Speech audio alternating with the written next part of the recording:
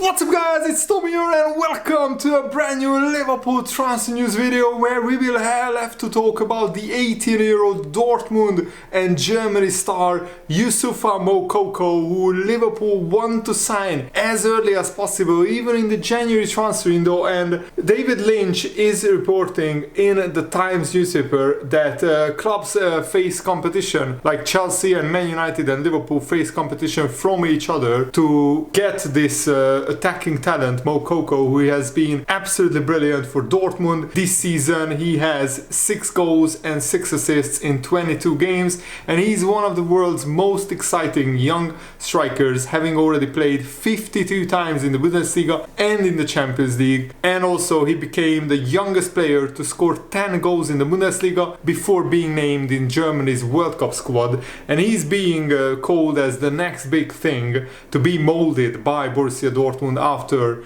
players like Jadon Sancho and Erling Haaland and Jude Bellingham. But unlike with Bellingham, however, Dortmund are not in a strong negotiating position because next summer his contract expires and he has no intention to sign a new contract. So this is where Liverpool could get themselves an attacking player who is very versatile and who can come in and straight away play in the position of Luis Diaz or Diogo Jota, because both players are still out for another 2 to 3 months. And Moukoko wouldn't want to go to a club like Chelsea or Man United where he would sit on the bench. And I think this is where Liverpool can convince him to sign for us, because we could take this position that Liverpool find themselves in, very unique position, that we basically have 3 attackers right now, and for the next 2 or 3 months Moukoko could be a regular starter on Liverpool's left wing, left hand side. Yes, Darwin Núñez can play there, but that's not his best and favorite position, and we could tell Moukoko, come in and straight away you could start for Liverpool.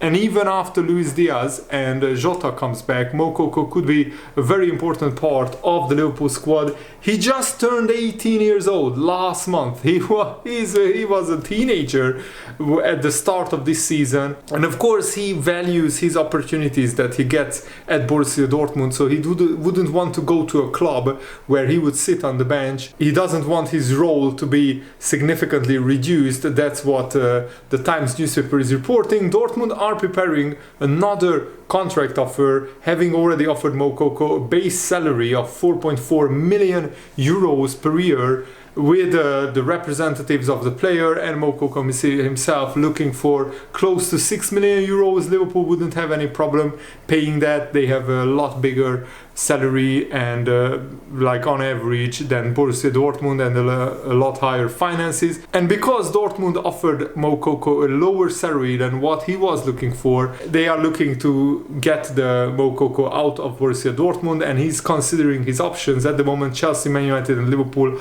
are all keen on signing him. Chelsea were already on the lookout for attacking reinforcements even before Armando Broja was ruled out for the season after sustaining a knee injury during a friendly with Aston Villa last weekend. He ruptured his cruciate ligament and he will require surgery, and Armando Broja was like the backup striker for Chelsea after Aubameyang. So that means Chelsea are definitely looking for a striker, because Chelsea's only recognized centre forward is 33-year-old Pierre-Emerick Aubameyang, and of course he won't be playing every game, because at 33 that's not possible. Man United's attacking options have also been reduced because Cristiano Ronaldo has been kicked out of Manchester United basically. Moukoko was born in Cameroon, however his father took him to Germany when he was just 9 years old. He joined Dortmund's youth system in 2016 and played for Dortmund's under-19 side, aged just 14, scoring 6 goals on his debut in his first match. Imagine, as a 14-year-old, you score 6 goals on his debut, absolutely crazy.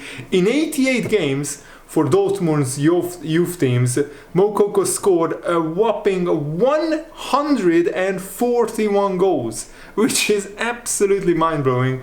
And aged 16, he made his debut for the first team, and no wonder. In November 2020, he became the youngest player to feature in a professional match in Germany. He developed physically and also mentally very early, and at just 17 years old, he was already tearing up the Bundesliga this season. And Moukoko made it into Germany's squad for the World Cup. He only played one game in Qatar, coming off the bench in the last minute of their 2-1 defeat to Japan, and aged 18 and 3 days, that appearance made Moukoko the youngest player to represent Germany at the World Cup. But the way that Germany played at the World Cup, I think Moukoko should have got more playing time, because honestly Germany's forwards didn't pull up any trees, and I think they missed the trick not bringing Timo Werner to the Germany World Cup squad. Even though Timo Werner is not having a great season at Leipzig, he has pace and he has finishing ability, something that not all of the Germany strikers or attacking players had at this World Cup. And I honestly think that Liverpool should try to do everything to sign this kid, because this kid will be one day worth £100 million. So if we could get him on the cheap, get him early on the cheap, just like we got Fabio Carvalho and Harvey Elliott on the cheap, and they are also huge talents. Moukoko potentially is even further in his development at just 17-18 years old. I don't really see Moukoko leaving Dortmund. Maybe he will eventually sign a new contract, but it's worth trying. I think it's worth putting a big salary in front of him and say, come to Liverpool, you can straight away start, and when Luis Diaz and Jota will come back, Liverpool will keep him around the squad and for a couple of years, maybe even loan him out, and then he will be ready to take up the mantles of Bobby Firmino, Mo Salah in a few years' time. He's already a good finisher, he's left-footed, he's very fast, very pacey, with very good dribbling ability. He knows where the goal is, he can score goals, get assists, and I can see him as a Salah or Firmino replacement in a few years' time, definitely. And Andy Robertson also spoke out about the talk of Liverpool getting new owners and the Liverpool takeover. He said this in the Liverpool Echo: we can't control anything over the Liverpool ownership and takeover process. That is the way we think as a squad. That's our view on it. We can't control anything. I think the owners we have got have been very successful at this club, and if they want to move on or whatever, then fair play to them. They have been nothing but good to me and good to this club, and in my opinion, yes, what will happen, and we will try and sit back and control what happens on the pitch. And if things need to be controlled off the pitch, then we will let the people who are a lot more intelligent than me and higher up than me to sort it out, that's for sure. So Andy Robertson is basically saying, let's control what we can control, perform the best of our abilities on the pitch, and off the pitch we will let the other people take charge and take control of the other issues. And whatever your opinion on FSG is, and I voiced my concerns many times with their ownership, they have been pretty decent owners to Liverpool Football Club. They have been better owners than some of the other clubs' owners like Arsenal, Man United, and maybe even Chelsea in recent years. But I think Liverpool, to take the next step, we need new owners, and I think FSG realized that, and that's why they are selling Liverpool Football Club. And I will keep you guys posted on what happens with the Liverpool ownership and takeover process. Joel Matip also said it's something special to have a big break during the season like this. For us, it's maybe wasn't too bad to have to get a few more players back from injury, to reorganize and get back to our strength. For me especially, because I was injured, it gives me some extra time and some games to get back to full fitness. It will be tough for every team, and we will see who gets the better restart, but we are looking forward to it, and the team is looking good. If somebody starts struggling, then the voices on the outside always get louder, and I have all the confidence in my teammates and the club that we are still a strong side and can beat everyone. I'm not in doubt about the quality of our team. People outside will speak, but to be honest, I don't care too much about what other people say about us. I trust my teammates and believe in them, and so I think we are heading back to where we belong, which is of course fighting for the Champions League, fighting in the Premier League title race, hopefully. So far, we don't have to speak about the title. We just have to improve, and then we will see where we end up near the end of the season. If you want to win the Premier League, then the time period we have is not possible. But we just want to improve and get better, and then we will see where we end up. At the end, at Liverpool, you always want to win everything. We are still in every competition, even if the Premier League title is really far away. There is a lot of competitions and a lot of points to gain. We are far away from saying that we don't care about the Premier League and that other things are more important. We just want to get as many points as possible and beat everyone. So we will see. And I think for Liverpool to beat Man City in the first game of the second half of the season would be the perfect start, because it would really galvanize our team and we could knock Man City out of the League Cup. That would be absolutely terrific. But let's see, and let's wait and see what kind of preparation Liverpool can do until then. And also, Jamie Carragher said that Konate should start the World Cup final because he was potentially France's best player against Morocco. France in the end ran out 2-0 winners, just as expected, but Morocco actually had some big chances against France, and if they score those, they could have won.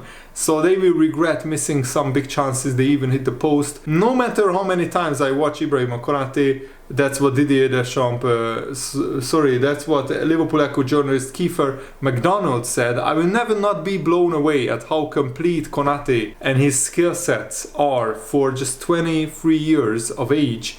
He has every attribute a manager would desire from an elite level centre half. I would struggle to name a weakness in his game. Yes, but he's still learning and developing. He's nowhere near the complete centre back, but he's still, brilliant, borderline world class. Not the best centre back, one of the best centre backs in the world just yet, but he's definitely, I think, world class, and I really hope that he has a good World Cup final. I'm a little bit torn between, Argentina and the Messi storyline is so strong, and I love Messi. He's one of my favorite players, so I want Messi to win a World Cup. But I would also love to see Konate win the World Cup. But if I have to choose, maybe I will choose Argentina. I really have no affiliation to both teams.